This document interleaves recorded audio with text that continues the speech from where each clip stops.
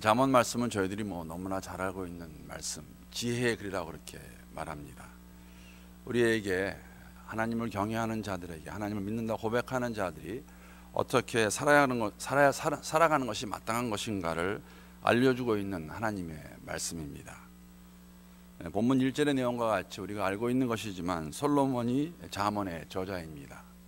솔로몬의 아버지는 통일 이스라엘의 2대 왕이었던 다윗이고, 어머니는 밧세바였습니다. 물론 잠언은 대부분이 솔로몬이 기록한 것이 사실이지만 다 기록한 것은 아닙니다. 잘 보게 되면 잠언 30장 같은 것은 아굴이라는 저자가 나오고, 31장은 르무엘 왕이 지었다고 그렇게 나오고 있고, 또 22장 17절 보게 되면은 그냥 지혜 있는 자, 이름을 알 수 없는 자가 잠언, 우리가 가지고 있는 잠언 31장의 한 부분들을 기록한 것으로 알 수가 있습니다. 우리가 잠언을 보면서 한 가지 알 수 있는 것은 뭐냐면, 솔로몬은 사실은 잠언을 기록할 만한 자격이 있는 사람이라고 말할 수 있겠습니다. 열왕기상 4장에 보게 되면은 그 후반절에 이렇게 기록하는 모습들이 있습니다. 내용들이 있습니다. 하나님께서 그에게 지혜와 총명과 넓은 마음을 바닷가의 모래알처럼 한없이 많이 주셔서 그 어떤 사람보다도 지혜롭다는 것을 기록하고 있습니다. 그뿐 아니라 그는 평생에 3,000가지의 잠언을 말했고 1,500편의 노래를 지었습니다. 그가 논하지 못할 세상에 타픽이 없었다는 것을 기록하고 있습니다. 그렇기 때문에 정말 많은 사람들이 그의 지혜에 대한 소문을 듣고 그에게 와서 지혜를 듣고 배우고 돌아갔다는 것, 기록하고 있는 걸 저희들이 알 수가 있습니다. 이렇게 많은 사람들이 와서 지혜로운 지혜가 많았던 솔로몬, 그에게 무엇을 배우게 했을까? 어떻게 그렇게 지혜로운 자가 되었을까? 우리가 알고 있는 내용입니다. 그러니까 솔로몬이 이렇게 지혜가 많은 사람이 될 수 있었던 것은 하나님께서 그에게 나타나셔서 무엇을 원하냐 물어봤을 때 솔로몬이 대답한 것이 지혜를 달라고. 좀 더 솔로몬의 답을 정확하게 말씀을 드리면, 백성을 재판할 때 선악을 분별할 수 있기를 원한다, 그렇게 하나님께 대답한 것을 저희들이 알 수가 있습니다. 이러한 솔로몬의 구함을 들은 하나님께서 그에게 그 이상의 복을 약속하시죠. 그 말씀이 열왕기상 3장 12절부터 14절에 있는데 제가 한번 읽어보겠습니다. 나타나셔서 말했을 때, 지혜를 구했을 때, 즉 재판할 때, 백성을 재판할 때 선악을 분별할 수 있기를 원한다고 했을 때 하나님께서 이렇게 솔로몬에게 약속해 주십니다. 그래서 나는 하나님이십니다. 내 말대로 하여 내가 내게 지혜롭고 총명한 마음을 주노니 내 앞에도 너와 같은 자가 없었거니와 내 뒤에도 너와 같은 자가 일어남이 없으리라. 내가 구하지 아니한 부귀와 영광도 내게 주노니 내 평생의 왕들 중에 너와 같은 자가 없을 것이라. 내가 만일 내 아버지 다윗의 행함과 같이 내 길로 행하며 내 법도와 명령을 지키면 내가 또 내 날을 길게 하리라. 우리가 소위 말하는 지혜를 간구했을 때 하나님께서 약속하시죠. 너 같은 왕이 전무후무할 것이다. 근데 14절 보게 되면 또 그런 말씀 하세요. 근데 조건이 하나 있어요. 조건이 뭐냐면은 평생에 내 길로 행하고 내 법과 명령을 지키면 내가 또 내 날을 길게 하리라. 안타까운 일이지만은 솔로몬은 지키지 못합니다. 그런 모습을 저희가 알고 있습니다. 근데 여러분, 오늘 이런 질문을 저는 해보았습니다. 왜 지혜를 구했을까? 물론 여기 나와 있는 것 같이 백성을 재판할 때에 선악을 분별할 수 있게 하기 위해 지혜를 구한다고 말하고 있는데, 왕이 됐습니다. 지금 이 상태는 여러분, 솔로몬이 지혜를 구할 때는 솔로몬이 이미 왕이 되었을 때입니다. 왕으로서 힘과 능력을 구하면 왜 구하지 않았을까? 아니면은 나라가 부강해지길 원한다든지, 아니면 더 나아가서 왕의 마음으로서 백성들이 좀 더 부유해지면 좋겠습니다라는 그러한 욕을 하지 않고 왜 지혜를 구했을까?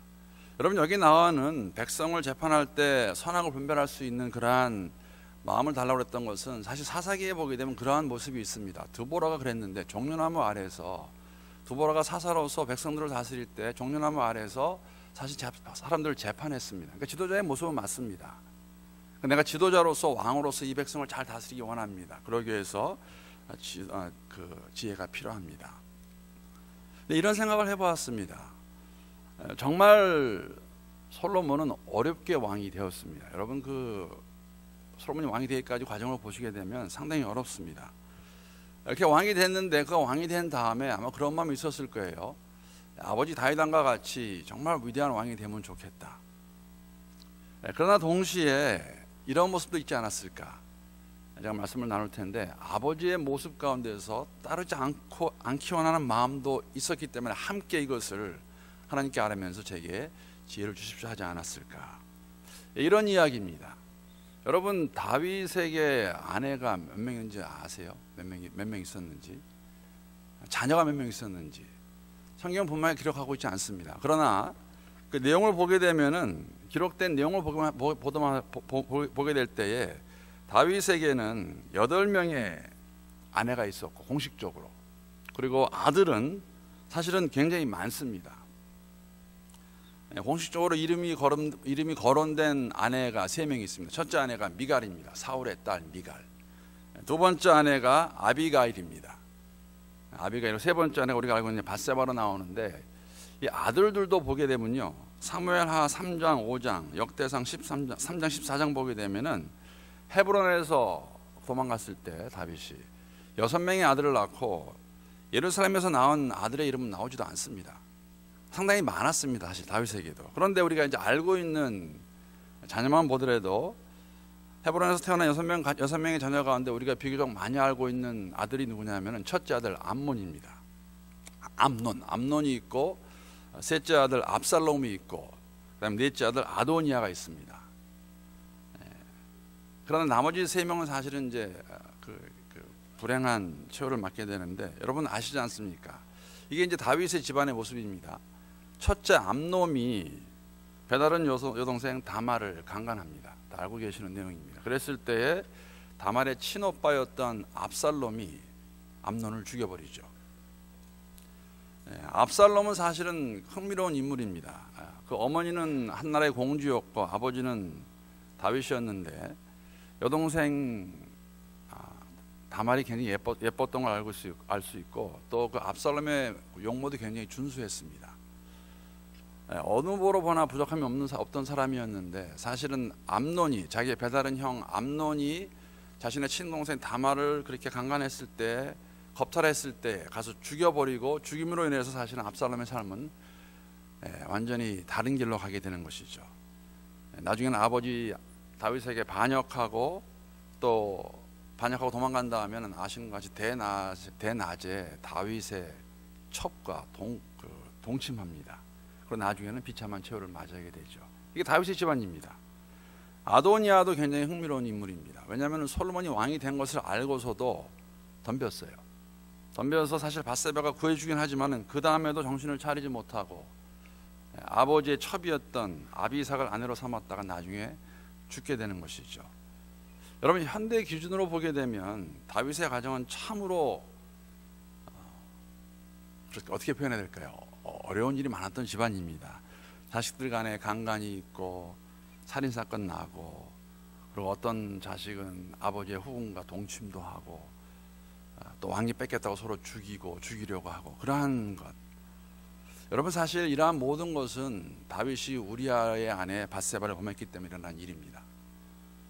사무엘하 12장 10절부터 12절까지 보게 되면 그 내용을 기록하고 있습니다. 이제 내가 나를 업신여기고 햇사람 우리아의 아내를 빼앗아 내 아내로 삼았은즉, 하나님 말씀입니다. 칼이 내 집에서 영원토록 떠나지 아니하리라 하셨고, 여호와께서 또 이와 같이 이르시기를, 보라 내가 너와 내 집에 재앙을 일으키고 내가 내 눈앞에서 내 아내를 빼앗아 내 이웃들에게 주리니 그 사람들이 내 아내들과 더불어 백주에 동침하리라.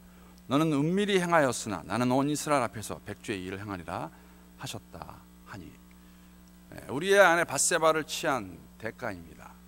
여러분 이러한 환경과 배경에서 솔로몬이 태어났고 자랐고, 우여곡절 끝에 암논의 사건, 압살롬의 사건, 이러한 모든 걸 통해서 다윗 왕에 이어서 통일 왕국의 3번째 왕이 되었습니다. 솔로몬에게 필요한 것이 무엇이 있었을까? 아버지가 통치하는 것도 보았고 자신들의 형제들의 삶도 보았고 이런 걸 다 보면서 왕국과 그러니까 나라와 집안을 잘 다스리기 위해서 꼭 필요한 것이 있었다면은 지혜라는 것을 알고 있었기 때문에 솔로몬은 지혜를 구합니다. 여러분, 흥미로운 것은요, 하나님께서 나타나셔서 솔로몬에게 무엇을 하냐 물었을 때 지혜를 구하는데, 그때는 이미 솔로몬은 결혼한 상태였고 그 아내가 누구인지 아십니까? 바로의 딸입니다. 애굽 왕 바로의 딸을 이미 아내로 맞이하고 있었습니다. 그리고 잘 보시면요, 거기 어떻게 기록하고 있냐면은, 그는 아버지의 법도, 그러니까 아버지 다윗의 법도, 즉 하나님 말씀에 순종했지만 동시에 산당에서도 제사하고 있었습니다. 참 아이러니합니다. 어쩌면 그렇기 때문에, 아마 그렇게 한 이유는 바로의 딸을 위해서, 즉 자기가 아내로 맞이한 애굽의 왕 바로의 딸을 위해서 산당에서 제사를 지냈을 것입니다. 그러한 상황에서 하나님께 나타나셔가지고 무엇을 원하냐 말했을 때, 이것을 정말 나라를 잘 다스리기 위해서 필요한 게 있다면 지혜가 아니었을까.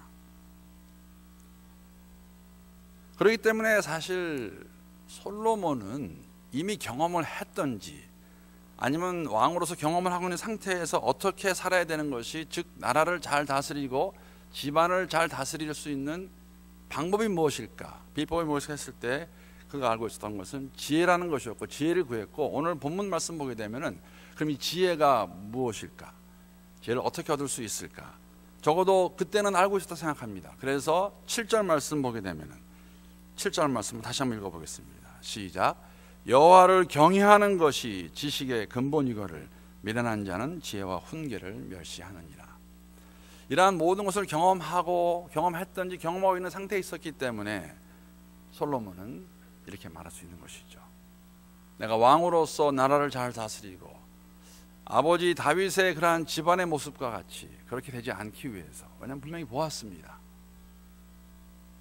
하나님을 경외하는 것이 필요하다는 것을 지혜라고 말하고 있습니다.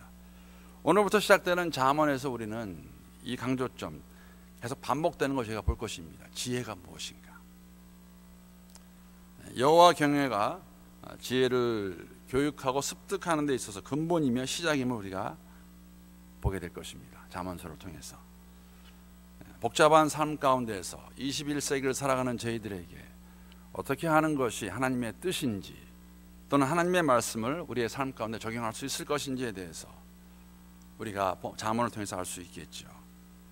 어떨 때 굉장히 알기 어렵고 힘든 경우가 종종 있습니다. 그럴 때마다 우리가 기억해야 하는 것은, 지혜의 근본은, 지식의 근본은 여호와를 경외하는 것입니다. 하나님을 인정하고 간다는 것이죠. 그럴 때 우리가 악을 피할 수 있고 선을 추구할 수 있을 것입니다. 선을 향할 수 있다는 것이죠. 세상에 지혜를 거부하는 사람이, 지혜를 좋아하지 않는 사람이 누가 있겠습니까? 모든 사람은 여러분과 저를 포함해서 지혜롭게 살기를 원할 것입니다. 저는 지혜롭게 살기 원합니다. 어려운 일, 힘든 일, 감당하지 못하는 일, 무엇이 되었든지 간에 하나님께서 지혜를 주셔서 잘 풀어나가기를 원하는 마음이 있는 것이죠. 여러분, 세상의 지혜는 자신들의 이기적인 욕심과 자신들의 야심을 채우는 데 사용됩니다. 종종. 그러나 여호와를 경외함으로 얻는 지혜는 영생을 가지고 있다고 고백하는 저희들이 영원한 생명에 이르기까지 어떻게 그 영생을 누리며 살 수 있는지, 어디서? 이 땅에서 어떻게? 지혜로운 자로. 지혜로운 자는 매일매일의 삶 가운데서 순간순간마다 하나님을 경외하는 자들입니다. 오늘도 여러분과 제가 하나님 경외하는 자로 살아갈 수 있기를 우리 주님의 이름으로 축복합니다.